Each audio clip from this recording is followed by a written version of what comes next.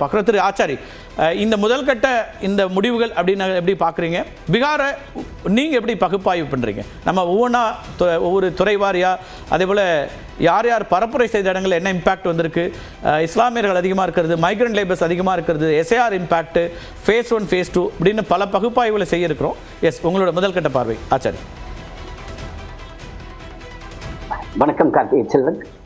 இன்னைக்கு ஒரு மகிழ்ச்சியான நாள். ஏன் அப்படின்னா, தேர்தல் அறிவிச்ச உடனடியாக அங்க கள நிலவரம் எங்களுக்கு ரொம்ப ஃபேவரபிளாவே இருந்துச்சு. அதுக்கப்புறமேட்டு பிரதமர் அங்கு பரப்புரை மேற்கொண்டார், திரு அமித்ஷா அவர்கள் பரப்புரை மேற்கொண்டார், திரு நிதிஷ்குமார் பரப்புரை மேற்கொண்டார்.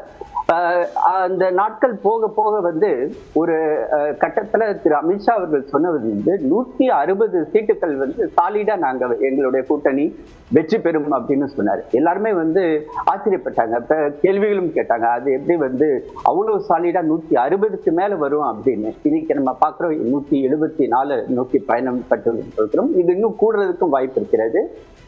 பீகார் மக்களுக்கு எங்களுடைய நன்றி. இப்போ நம்ம நண்பர் சொன்னாரு, முஸ்லீம் பெண்கள் அதிகமா ஓட்டு போட்டிருக்காங்க, பெண்கள் இந்த 10,000 ரூபாய்க்காக ஓட்டு போட்டாங்களான்ற ஒரு கேள்வியை நீங்களும் இருக்கிறீங்க. மேடம் தமிழிசை சவுந்தரராஜன் அதுக்கு பதில் சொல்லியிருந்தாங்க. இதுல நீங்க பாத்தீங்கன்னா, இந்த 10,000 மட்டும் நம்ம ஸ்டாண்ட் அலோனா பார்க்க கூடாது. கடந்த 20 ஆண்டுகளாக நிதிஷ்குமார் அவர்களுடைய ஆட்சியில பெண்களுக்கு ஒரு பெண் குழந்தை பிறந்ததுல இருந்து அந்த பெண் குழந்தையுடைய படிப்பு செலவு, அதனுடைய உணவு செலவு, 10ஆம் கிளாஸ் பாஸ் பண்ணதுக்கு பிறகு ஒரு ஸ்காலர்ஷிப், 12ஆம் கிளாஸ் பாஸ் பண்ணதுக்கு பிறகு அடுத்த ஸ்காலர்ஷிப், அதுக்கப்புறம் காலேஜுக்கு முழுக்க அனைத்து செலவு, சைக்கிள், யூனிஃபார்ம் அப்படின்னு ஒரு பெண் குழந்தை பிறந்து அது கிராஜுவேஷன் முடிக்கிற வரை அந்த பெண் குழந்தைக்கு, ஒவ்வொரு பெண் குழந்தைக்கும் அரசு 94,000 ரூபாய் செலவு செய்கிறது. இது எந்த ஒரு மாநிலத்துல கூட நம்ம இது மாதிரி பார்க்க முடியாது. தமிழ்நாட்டுல கூட 94,000 ரூபாய் செலவு பண்றோமா அப்படின்னா அது ஒரு பெரிய கேள்விக்குறிதான். அடுத்ததாக அந்த பெண் கிராஜுவேஷன் முடிச்சதுக்கு பிறகு வேலை வாய்ப்பை நோக்கி ஒரு இளம் பெண் போகும் பொழுது அக்ராஸ் தி காஸ்ட் காம்பினேஷன் ஒரு பேரலல் ரிசர்வேஷன் திரு நிதிஷ்குமார் அவர்கள் கொண்டு வந்தார். 35% டோட்டல் வேகன்சிஸ்ல கட் பண்ணி பெண்களுக்கு கொடுத்துறாரு. இப்ப 100 வேகன்சி வந்துச்சுன்னா அதுல தாழ்த்தப்பட்டவர்களுக்குரிய வேகன்சி, பட்டியலின இது ஷெட்யூல் ட்ரைபுக்குரிய வேகன்சி, அப்புறமேட்டு பேக்வர்ட் கிளாஸ்க்குரிய வேகன்சி, அங்க எப்படி நம்ம தமிழ்நாட்டுல எம்பிசின்னு சொல்றோமோ அங்க இபிசி, அதுக்கு ஒரு வேகன்சி, எல்லாத்துலயுமே 35% பெண்களுக்கு கொடுத்துடுறாரு. ஆக ஒரு பெண்களுக்கு படித்ததுக்கு பிறகு அவங்க வீட்டுல இல்லாம அவங்களுக்கு ஒரு வேலை வாய்ப்பு, அதிலும் குறிப்பாக டீச்சர், எங்க ஆசிரியர்கள் பாத்தீங்கன்னா பெண்கள் தான் அதிகமாக ஆசிரியர்கள் அங்க பீகார்ல இருக்கிறாங்க. அப்புறமேட்டு இந்த ஜீவிகா திட்டம் அப்படின்னு அதனுடைய ஒரு பார்ட் தான் இந்த 10,000 ரூபாய்ன்றது. இந்த ஜீவிகா திட்டம் எப்படி செல்ஃப் ஹெல்ப் குரூப், சுய உதவி குழுக்கள் சொல்றோமோ அந்த சுய உதவி குழுக்களுக்கு அவங்களுக்கு தேவையான அளவுக்கு பினான்சியல் சப்போர்ட் கொடுத்து தங்களுடைய சொந்த காலிலே நின்று அவங்களால ஒரு சிறு குறு தொழில்களை தொடங்குறதுக்கு ஒரு வாய்ப்பு திரு நிதிஷ்குமார் தலைமையிலான என்டிஏ ஆட்சி ஏற்படுத்தி கொடுத்தது. இப்ப நீங்க பீகாரை பாத்தீங்கன்னு வச்சுக்கோங்களேன், பீகார்ல அந்த ஆண்கள் ஒரு அளவுக்கு ஒரு வயசுக்கு பிறகு 18-20 வயசுக்கு பிறகு அவங்க வேலையை தேடி வெளியில மாநிலங்களுக்கு போக ஆரம்பிச்சிட்டாங்க. இப்ப ஈவன் தமிழ்நாட்டுக்கு கூட வந்திருக்கிறாங்க, கர்நாடகால பார்க்கலாம், மகாராஷ்டிரால, குஜராத்ல, டெல்லி, ஹரியானா, ராஜஸ்தான் அப்படின்னு போக ஆரம்பிச்சிட்டாங்க. அப்ப வீட்டுல உள்ள பெண்களுக்கு அவங்களுக்கு ஒரு பாதுகாப்பான ஒரு சூழ்நிலை, அவர்களுக்கு பினான்சியலி அவங்க ஒரு இண்டிபெண்டன்டாக இருக்கக்கூடிய ஒரு சூழ்நிலை, அதை நோக்கி திட்டங்கள் தீட்டப்பட்டன. பெண்களை மையமா வைத்து பீகார் ஆட்சி செய்த நடைமுறைகளுக்கான ரிசல்ட் அப்படிங்கிறீங்க. பெண்கள் நலத்திட்டங்களை முன்னிறுத்தினாங்க, அதனால இந்த வாக்குகள் வந்திருக்கு அப்படின்னு அதை புரிஞ்சுக்கணுமா? கார்த்திகை செல்வன், அது இன்னொரு முக்கியமான ஒரு பாயிண்ட். இப்ப ஆர்ஜேடியோட போக்கஸ் என்னவா இருந்துச்சுன்னா, முஸ்லிம் அண்ட் யாதவ், அதை MY ஃபேக்டர் அப்படின்னு சொல்லுவோம். எங்களுடைய ஃபேக்டர் என்னன்னா மகிழா அண்ட் யுவா. மகிழானா பெண்கள், யுவானா இளைஞர்கள், இளம் பெண்கள். இப்ப எங்களுடைய இப்ப நான் வந்து பெண்களுக்குரிய அந்த திட்டங்கள் பத்தி நான் விரிவாக சொல்லியிருக்கேன். இப்ப அடுத்தது யுவா அப்படின்னா இளைஞர்களுக்கு அங்க என்னென்ன வாய்ப்புகளை நாங்க கொடுத்திருக்கோம். இப்ப 19 வயசுல மட்டுமே 2%. ஆச்சாரி இணைப்பில் இருங்க. நீங்க இஸ்லாமியர்கள் கொடுத்து சொன்னதுனால அந்த டேட்டா பார்த்து திரும்ப நான் உங்கள்கிட்ட வர்றேன்.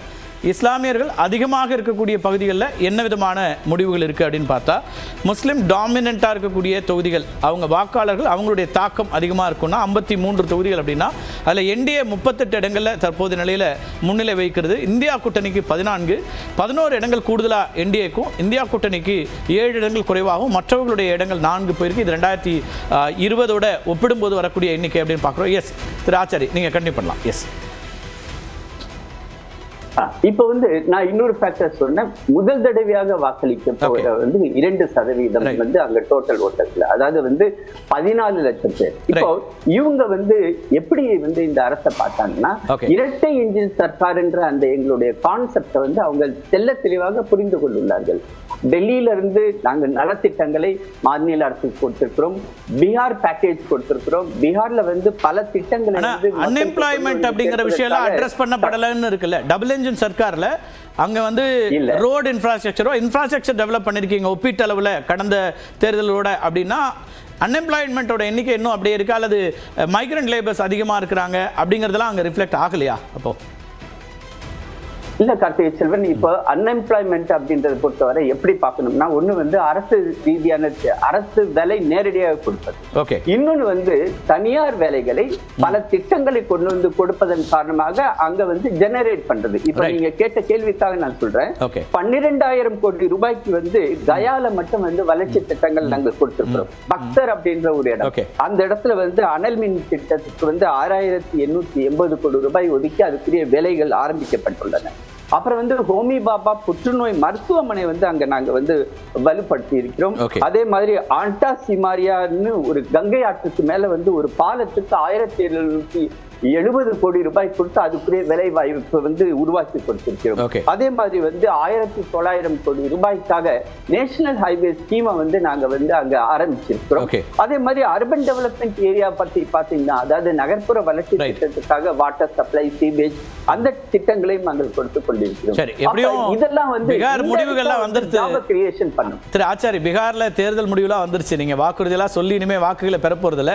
ஒருவேளை தமிழ்நாட்டில் அதுக்கான இன்ஃப்ளூயன்ஸ் இருக்குன்னு இல்ல, ஒருவேளை தமிழ்நாட்டில் அதை இன்ஃப்ளூயன்ஸ் ஆகும்னா உங்க பட்டியலை நான் ஏற்றுக்கொள்கிறேன். நம்ம நம்பர் கொஞ்சம் பார்த்துக்கலாம். எஸ் எஸ் ஓகே, என்னெல்லாம் செஞ்சோங்கிற சாதனைகளை சொல்லியிருக்கீங்க, பேசலாம். நீங்க சொன்ன மைக்ரண்ட் லேபர்ஸை பற்றியும் பார்த்துலாம். நிறைய புலம்பெயர் தொழிலாளர்களுடைய வாக்குகள் இம்பாக்ட் பண்ணக்கூடிய இடங்கள் அப்படின்னா 97 தொகுதிகளில் அந்த இம்பாக்ட் இருக்கு அப்படின்னா, அதுல பெரும்பான்மை இடங்களில் என்டிஏக்கு ஒரு முன்னிலை வைக்கக்கூடியதை பார்க்குறோம். 72 இடங்களில் என்டிஏ முன்னிலை வைக்கிறது. இந்தியா கூட்டணி 24 இடங்களில் முன்னிலை வைக்கக்கூடியதை பார்க்குறோம். கடந்த தேர்தலோடு ஒப்பிடும்போது 20 இடங்களில் இந்தியா கூட்டணி இழக்கிறது. 19 தொகுதியில் என்டிஏ கூட்டணி முன்னிலை வைக்க கூடுதலாக முன்னிலை வைக்கக்கூடியதை பார்க்குறோம். இந்த அமர்வில் திரு ஷபீர் நம்மோட அவரையும் நிகழ்ச்சிக்கு வரவேற்கிறேன். திரு புகாரி, நான் போயிட்டு வந்துடுறேன். புகாரி, இதை எப்படி பார்க்க வேண்டியிருக்கு? நீங்கள் மைக்ரன்ஸ் நீங்கள் அட்ரஸ் பண்ண மகிழா எல்லாமே ஒர்க் ஆகலையா, அல்லது எப்படி புரிஞ்சுக்க வேண்டியிருக்கு? மகிழா நான் எஸ், நீங்கள் எக்ஸ்பிளைன் பண்ணிட்டீங்க. அவர் சொல்கிறாரு, பட் அது என்ன கரெக்டான என்ன திட்டத்தின் கீழே 94,000 ரூபா அவங்க ரெகுலராக கொடுத்துக்கிட்டு இருக்காங்கன்னு சொன்னால் கரெக்டாக இருக்கும். ஏன்னா இவர் சொன்ன அந்த திட்டத்தின் படி அந்த முக்கிய மந்திரி மகிழா ரோஸ்கார் யோஜனால கடைசியா அறிவிச்சு கரெக்டா எலெக்ஷன் டைம்ல 10,000 கொடுத்தாங்கிறது தான் நம்ம கிளைம். அப்ப யூத்தை பத்தி அவர் சொன்னாரு, இளைஞர்களுக்கு நம்ம கடுமையான வேலை வாய்ப்புகள் ஏற்படுத்தி கொடுத்தோம், அதனுடைய வெற்றியில தான் வந்திருக்குது அப்படின்னு சொல்லி ஒரு அபிஷியல் டேட்டா பார்த்தோம்னா, செப்டம்பர்ல வெறும் 930 போஸ்ட் பீகார்ல எஜுகேஷன் டெவலப்மெண்ட் ஆபீசர் பிளாக் லெவல்ல வெறும் 930 போஸ்ட்டுக்கு 10 லட்சம் அப்ளிகன்ஸ் அப்ளை பண்றாங்க. நான் எனக்கு முன்னால தமிழிசை அவர்கள் பேசும்போது கூட சொன்னாங்க, ஏன்னா அவங்க அதை சொன்னதுனால அதை கவுண்டர் பண்ணி பேசணும், நம்ம ஆரம்ப ஸ்டேஜ்லயே அதை பேச வேணாம்னு யோசிச்சேன். இது முழுக்க முழுக்க திருடப்பட்ட வெற்றி. அதுல எனக்கு மாற்று வாக்கு திருட்டில நான் ஒரு ஆதாரத்தோட சொல்றேன். இப்ப ஞானேஷ்குமார் என்ன சொன்னாரு அப்படின்னா, உங்ககிட்ட ஒரு ஆள் 2 இடத்துல ஓட்டு போடுறது ஏத்துக்க முடியாது, அது தவறு, ஆதாரம் இருந்தா கொடுக்கணும் அப்படின்னு சொன்னார். இப்போ ஓபி இந்தியால அந்த வேலை செய்யறாரு ஒரு ஆள் அஜித் குமார் அப்படின்னு. அவர் என்ன பண்றாரு, ஃபரிதாபாத் ஹரியானாவுக்கு போறாரு. ஓட்டு போடுறாரு, விரல காட்டுறாரு, ஓகே நான் இங்க ஓட்டு போட்டேன் அப்படின்னு தேதியோட ஓட்டு போட்டு வர்றாரு. அதே ஆளு அகைன் மதுபானி பீகாருக்கு போறாரு, ஓட்டு போடுறாரு, நான் பிஜேபிக்கு வாக்களித்தேன்னு பிஜேபி கொடியை பின்னால வச்சுக்கிட்டு தான் ஃபேமிலியோட ஓட்டு போடுறாரு.